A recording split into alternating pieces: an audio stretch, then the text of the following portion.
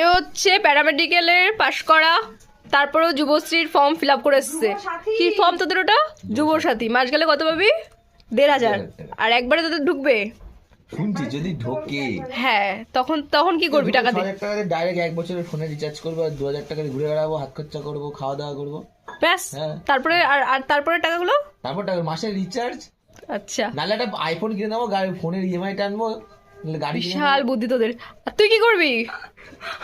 এ হচ্ছে উচ্চ মাধ্যমিকে লেটার মার্কস পাওয়া প্লাস গ্র্যাজুয়েশন হচ্ছে সায়েন্স নিয়ে কমপ্লিট করেছে। তুই কি করবি? বলছি আমরা সার্টিফাইড বেকার। আমি হচ্ছে গিয়ে রিচার্জ করবো 1 বছরের পুরো, আর সেম ভাবে ও তো ওই বাকি 2,000 টাকার মদ খাবে, আর আমি বাকি 2,000 টাকার হচ্ছে জামা কাপড় কিনবো। তোদের এই করতে টাকা দিচ্ছে? জুতো কিনবো।